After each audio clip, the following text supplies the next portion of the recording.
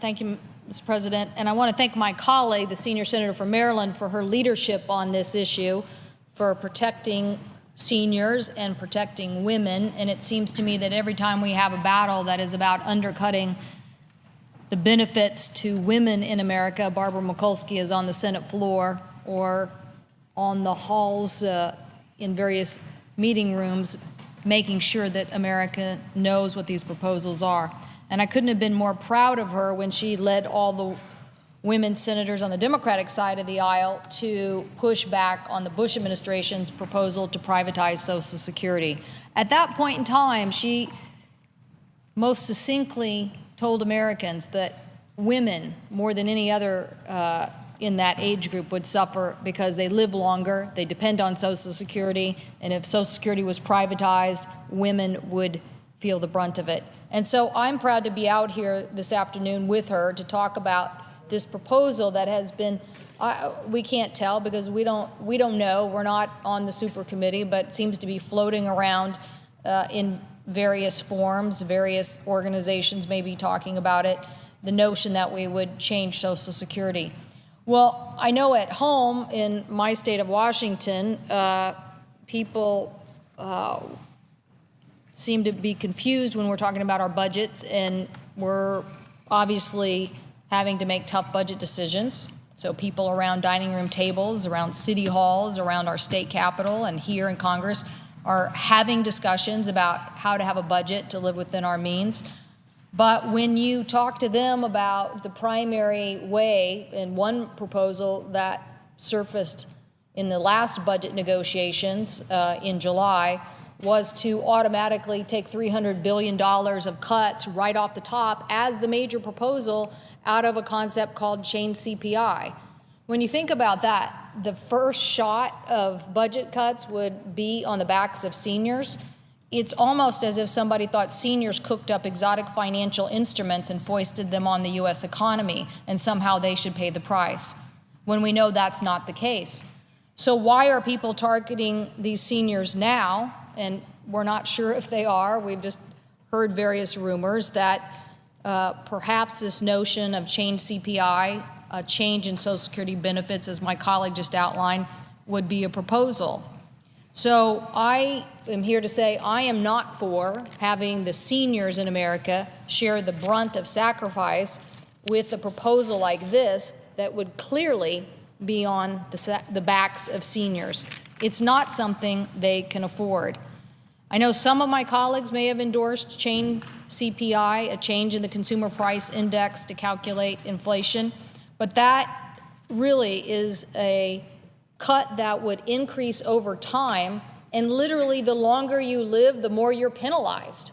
It's such a disproportionate impact to women who do live longer than men and really count on those benefits for their living. In my state, changes to the cost of living adjustment would hurt more than 1 million Washingtonians. Social Security has kept about 30% of Washington residents who are 65 and older out of poverty. That's what it's done for them. And what's more, 25% of seniors in my state live on Social Security alone. So there is a population that is depending on Social Security, and it makes up either, as I said, they're living on it alone, or it's making up another 21% of them. It makes up 90% of their income. So I think this demonstrates that we cannot support these kinds of cuts, especially at the magnitude that this proposal is talking about. The Social Security Office of the Actuary has reported that chain CPI would reduce a COLA by about 0.3% points a year. So let's look at that example. A single woman, 65 years old in Washington state, would get a monthly benefit of about $1,100 a month or $13,200 annually. By age 80, if change CPI would pass, that would result in $56 per month or $672 annually cut in that benefit. So that's less food, that's less medicine, that's less vital care for these seniors. If that individual actually lived to 90 years old, it would be an $87 a month cut and a $1,044 cut annually. That, if you think about the cost that these seniors endure, and I, for one, have proposed changing the market basket of goods that the CPI is based on, because if you think about it, we have a market basket of goods for their CPI that are what the overall economy looks at, but seniors have a much more expensive market basket of goods. They have to buy more medicine, they have other additional out-of-pocket healthcare expenses, and so their costs are going up at a higher rate. But this proposal, if you think about it, the average monthly cost of food for a single elderly individual is about $231 per month. That's what the average is, about $53 a week. And that's based on data from the Elder Economic Security Standard Index. So an individual at 80 basically means they'd have 1 week less groceries under changed CPI. That's what it means. They would have 1 week less of groceries every month. And in my state, when you think about the average out-of-pocket healthcare expenses that seniors have for expenses, that average out-of-pocket expense rises by $1,400 for an individual. So that is, if you just think about it alone, the increase in healthcare out-of-pocket expenses basically wipes out where many seniors are for any kind of remaining income. And certainly if we put this kind of cut on top of that, it would make it clear that seniors would be getting less from Social Security. Now, we just recently, for the first time since 2009, gave seniors an increase to their cost of living adjustment. And so now what are we going to do? Go backwards and take it away from them? For 75 years, Americans have been paying into Social Security with the promise that they would receive these benefits in their retirement years. And now is not a time to break that promise.